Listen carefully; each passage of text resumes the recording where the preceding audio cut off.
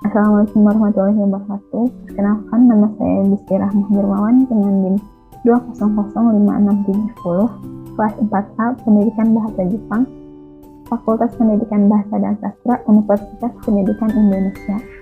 Pada kesempatan kali ini saya akan mempresentasikan hasil laporan studi observasi saya mengenai manajemen pendidikan pasca pandemi di SMAN 1 Pagaden. Begitu, langsung saja kita mulai. Pertama yaitu pendahuluan. Sebelum kita masuk ke pembahasan inti, kita bahas sedikit dulu tentang pendahuluan. Yang pertama yaitu latar belakang. Ada 3 poin latar belakang dilakukannya observasi ini. Yang pertama, diberlakukannya pembelajaran jarak jauh saat pandemi corona di sekolah. Seperti yang kita tahu, saat pandemi corona naik di Indonesia, seluruh fasilitas umum ditutup, begitu pula dengan sekolah. Karena itu, dilakukanlah pembelajaran jarak jauh sebagai solusi untuk melakukan pembelajaran, di mana pembelajaran jarak jauh ini tidak mengharuskan guru dan murid untuk pergi ke sekolah. Pembelajaran jarak jauh ini bisa dilakukan di rumah masing-masing. Lalu yang kedua, munculnya beberapa permasalahan dalam pembelajaran jarak jauh. Walaupun pembelajaran jarak jauh mungkin dirasa efektif dilakukan saat pandemi corona ini, tetapi dalam pelaksanaannya banyak sekali masalah yang terjadi. Lalu yang ketiga, mulai diberlakukan kembali pertemuan tatap muka. Karena itu, saat pandemi corona mulai menurun, di beberapa daerah yang resiko coronanya rendah, itu mulai diberlakukan kembali pertemuan tatap muka agar pembelajaran itu bisa menjadi lebih efektif. Lalu selanjutnya rumusan masalah. Rumusan masalahnya ada 6, yaitu bagaimana pengaturan PTM pasca pandemi yang dilakukan di SMAN 1 Pagaden, bagaimana penjadwalan belajar murid di SMAN 1 Pagaden, bagaimana penjadwalan mengajar guru di SMAN 1 Pagaden, bagaimana pengaturan pembelajaran daring dan luring di SMAN 1 Pagaden, bagaimana evaluasi pelaksanaan PTM pasca pandemi di SMAN 1 Pagaden, dan apa saja permasalahan selama pelaksanaan PTM pasca pandemi di SMAN 1 Pagaden, dan bagaimana cara untuk mengatasinya. Lalu yang selanjutnya ada tujuan. Tujuannya juga ada 6, yaitu mengetahui pengaturan PTM pasca pandemi yang dilakukan di SMAN 1 Pagaden, mengetahui penjadwalan belajar murid di SMAN 1 Pagaden, mengetahui penjadwalan mengajar guru di SMAN 1 Pagaden, mengetahui pengaturan pembelajaran daring dan luring di SMAN 1 Pagaden, mengetahui evaluasi pelaksanaan PTM pasca pandemi di SMAN 1 Pagaden, mengetahui permasalahan selama pelaksanaan PTM pasca pandemi di SMAN 1 Pagaden dan cara untuk mengatasinya. Lalu selanjutnya yaitu metode studi. Metode studi yang digunakan untuk mendapatkan informasi ini adalah dengan pendekatan kualitatif. Lalu pengumpulan data dilakukan melalui wawancara dengan wakil kepala sekolah bidang kurikulum SMAN 1 Pagaden. Lalu selanjutnya kita masuk ke landasan teori. Yang pertama adalah landasan teori mengenai pembelajaran jarak jauh. Pembelajaran jarak jauh adalah suatu inovasi dalam metode pembelajaran abad 21 yang memiliki daya jangkau lintas ruang, waktu, dan sosial ekonomi. Pembelajaran jarak jauh ini tidak bisa dilakukan dalam ruangan yang sama, sehingga guru ataupun murid tidak perlu untuk pergi ke sekolah. Dan pembelajaran bisa dilaksanakan di rumah masing-masing. Dan pembelajaran jarak jauh ini dinilai praktis dan lebih mengeluarkan uang sedikit dibandingkan dengan pertemuan tatap muka secara langsung. Lalu kelebihan dan kekurangan dari pembelajaran jarak jauh. Yang pertama, kelebihan, yaitu ada proses pembelajaran tidak dibatasi ruang dan waktu yang sama, seperti tadi sudah dijelaskan juga, yaitu dalam melakukan pembelajaran jarak jauh, guru dan murid tidak perlu berada di ruangan yang sama, sehingga bisa melakukan pembelajaran dengan dilakukan di rumah masing-masing. Lalu selanjutnya, biaya rendah dengan penggunaan teknologi sebagai media. Dalam melaksanakan pembelajaran jarak jauh ini, guru ataupun murid tidak perlu mengeluarkan banyak uang setiap hari untuk pergi ke sekolah, tetapi hanya perlu bermodalkan kuota internet dan juga laptop ataupun handphone sebagai medianya dan sudah bisa melakukan pembelajaran.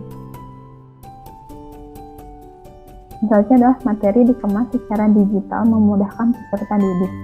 Dalam pembelajaran jarak jauh biasanya guru memberikan materi yang dikemas secara digital seperti berupa video, PowerPoint, ataupun file PDF, dan murid bisa menyimpan materi tersebut sehingga murid bisa melihat ulang materi yang sudah diberikan saat dibutuhkan. Lalu selanjutnya yaitu kekurangan. Yang pertama ada minim kontak langsung antara pengajar dan peserta didik. Karena pembelajaran jarak jauh ini dilakukan di tempat yang berbeda, maka kontak langsung atau interaksi antara pengajar dan peserta didik kurang. Lalu keterbatasan teknologi komunikasi dan informasi sebagai media. Walaupun zaman sudah mulai memasuki modern, tapi banyak juga guru ataupun murid yang masih belum mengerti tentang teknologi komunikasi dan informasi sehingga menjadikan hambatan dalam pembelajaran jarak jauh. Yang ketiga, rendahnya kontrol pengajar terhadap proses pembelajaran. Karena guru dan murid berada di tempat yang berbeda, guru kesulitan dalam mengontrol murid apakah memperhatikan materi yang diberikan atau tidak. Lalu selanjutnya adalah landasan teori mengenai manajemen pendidikan. Manajemen pendidikan adalah suatu proses perencanaan, pengorganisasian, pelaksanaan, dan pengawasan dalam mengelola sumber daya yang berupa money, material, metode, mesin, market, dan minute untuk mencapai tujuan yang efektif dan efisien dalam bidang pendidikan. Baik, selanjutnya kita masuk ke dalam pembahasan. Sebelumnya kita bahas dulu sedikit mengenai informasi umum tentang SMAN 1 Sagaden. SMAN 1 Sagaden ini terletak di Jalan Raya Jatinegara nomor 32, Kecamatan Sagaden, Kabupaten Subang, Jawa Barat, dengan kode pos 41252. Jumlah total murid keseluruhan kurang lebih ada 1.290 murid, dan jumlah guru ada 65 guru. Nomor teleponnya 0260 4500 dan emailnya sman1nefag@gmail.com.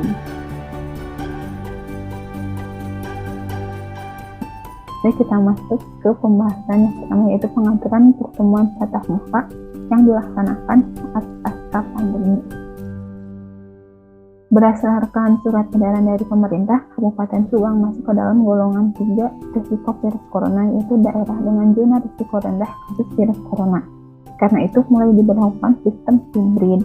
Sistem ini diberlakukan sesuai dengan peraturan pemerintah yang memperbolehkan murid melakukan pertemuan tatap muka secara langsung di sekolah maksimal 50% dari jumlah keseluruhan murid per kelas.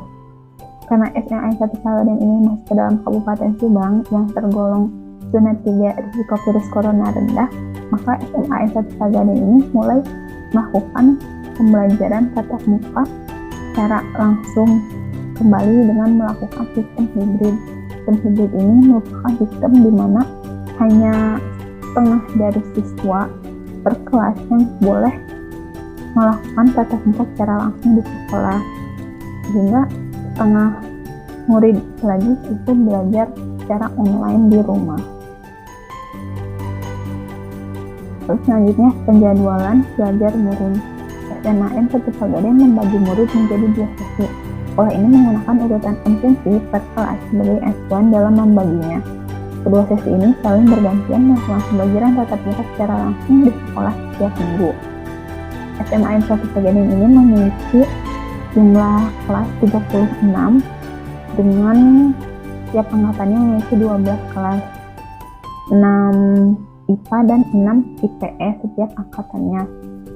Dan dalam satu kelas itu ada 36 siswa. Dalam melakukan sistem hibrid, SMAN 1 Sagaden itu membagi murid menjadi 2 sesi. yaitu sesi 1 dan sesi 2, dan dalam membaginya ini menggunakan urutan absensi sebagai acuannya. Maka sesi 1 itu merupakan murid dengan nomor urut absensi 1 hingga 18, dan sesi 2 itu murid dengan nomor urut absensi 19 hingga 36. Dan kedua sesi ini saling bergantian setiap minggunya melakukan pembelajaran tatap muka secara langsung di sekolah. Jika sesi 1 melakukan pembelajaran tatap langsung di sekolah, maka sesi 2 melakukan pembelajaran secara online di rumah. Begitulah sebaliknya, jika sesi 2 melakukan pembelajaran tatap muka langsung di sekolah, maka sesi 1 melakukan pembelajaran online di rumah. Lalu selanjutnya, penjadwalan mengajar guru. Dalam pertemuan tatap muka yang dilakukan di tengah corona, penjadwalan guru tidak dibagi menjadi mengajar secara daring dan mengajar secara luring seperti halnya murid. Semua guru yang memiliki jadwal mengajar datang ke sekolah untuk mengajar langsung murid yang mendapat sesi untuk pembelajaran secara langsung. Berbeda dengan murid yang dibagi 2 sesi, guru tidak dibagi sesi. Semua guru yang memiliki jadwal mengajar itu datang ke sekolah untuk mengajari langsung murid yang datang ke sekolah. Tapi walaupun begitu, guru memiliki kewajiban untuk mengajarkan pula murid-murid yang kebagian sesi online belajar di rumah. Karena itu dalam satu waktu, guru mengajar double, yaitu mengajarkan murid yang datang ke sekolah dan juga murid yang belajar online di rumah. Selanjutnya, pengaturan pembelajaran sistem hibrid. Itu ada daring dan luring.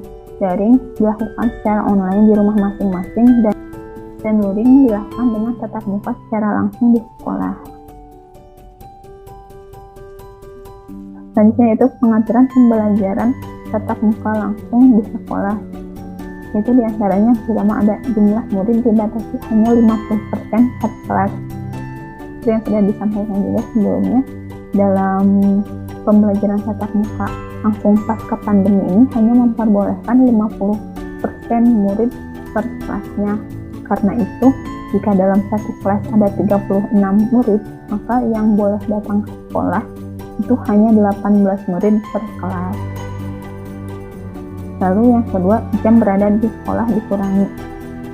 Jika pertemuan tatap muka langsung saat belum munculnya corona, itu biasanya sekolah melakukan full day school, di mana siswa itu pulang sore. Tetapi saat pembelajaran tatap muka pasca corona ini, jam berada di sekolah itu dikurangi, yang biasanya 1 jam pelajaran itu 45 menit menjadi 30 menit, hingga tengah hari murid sudah boleh pulang ke rumah. Lalu yang ketiga, waktu istirahat ditiadakan. Jika saat full day school itu biasanya ada 2 kali istirahat, yaitu sekitar jam 10 dan jam 12. Tetapi dalam pembelajaran tatap muka pasca pandemi ini, waktu istirahat ditiadakan, sehingga murid itu datang ke sekolah hanya untuk belajar, kemudian pulang. Lalu selanjutnya, evaluasi. Pembelajaran tatap muka secara langsung di sekolah saat pandemi corona dirasa tidak berjalan sesuai dengan kurikulum. Kemudian untuk pembelajaran umumnya dirasa kurang efektif. Karena pembelajaran tatap muka ini dilakukan secara hibrid, dalam satu kali pembelajaran itu hanya ada 18 murid saja yang belajar di sekolah, dan 18 murid lainnya belajar secara online di rumah, yang dirasa kurang efektif, di mana dirasa sulit untuk memahami materi. Karena itu, saat murid yang kebagian sesi online di rumah melakukan tatap muka secara langsung di sekolah, maka guru harus mengulang kembali materi yang sama seperti minggu sebelumnya, agar materi yang diberikan merata kepada semua siswa.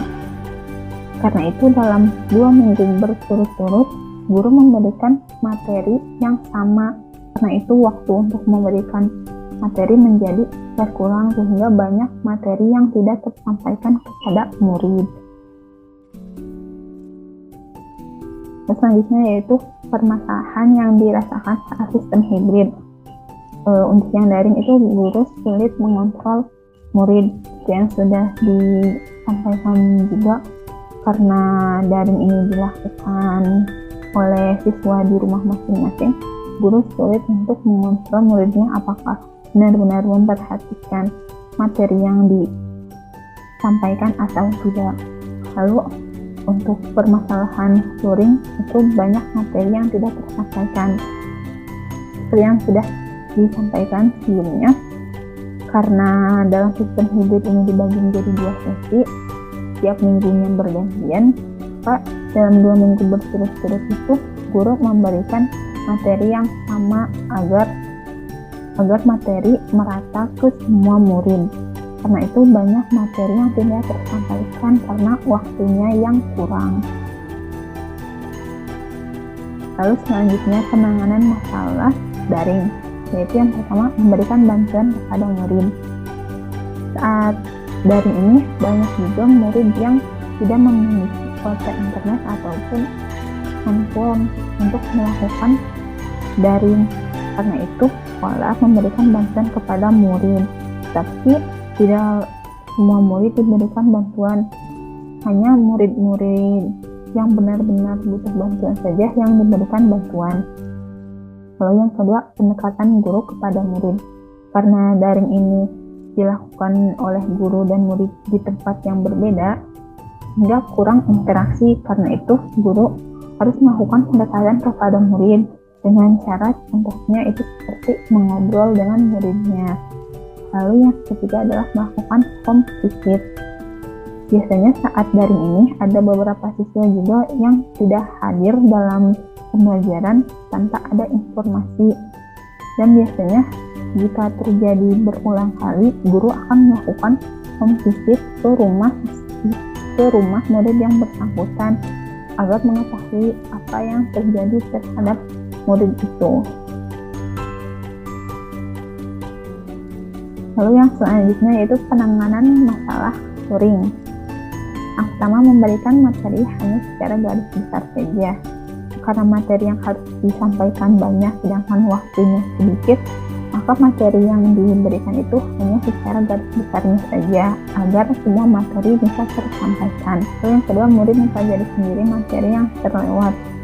Karena materinya sangat banyak, itu banyak juga materi yang terlewat, dan biasanya guru itu menyuruh muridnya untuk membaca dan mempelajari sendiri materi-materi yang terlewat itu.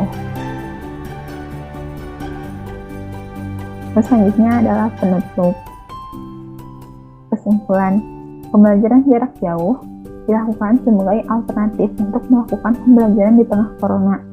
Tetapi dalam pelaksanaannya, pembelajaran jarak jauh agak kurang efektif. Karena itu, saat kasus corona sudah semakin berkurang, sekolah perlahan mulai melakukan kembali tatap muka secara langsung di sekolah agar pembelajaran dapat lebih efektif. Begitu pula dengan SMAN 1 Pagaden yang mulai melakukan pembelajaran secara hibrid. Dalam pelaksanaannya tentu banyak permasalahan yang dirasakan, seperti SMAN 1 Pagaden juga melakukan banyak upaya yang kiranya dapat mengurangi ataupun mengatasi permasalahan-permasalahan tersebut. Lalu yang terakhir adalah lampiran. Berikut adalah dokumentasi bangunan saat saya mengunjungi sekolah tersebut untuk melakukan wawancara. Lalu selanjutnya adalah dokumentasi saya yang sebelah kanan foto saya dengan Ibu Rati, yaitu Wakil Kepala Sekolah Bidang Kurikulum SMAN 1 Pagaden, dan yang sebelah kiri adalah foto saya dengan Bapak Gunawan selaku Kepala Sekolah SMAN 1 Pagaden. Ya, mungkin sekian dari saya. Mohon maaf bila ada kesalahan. Terima kasih. Assalamualaikum warahmatullahi wabarakatuh.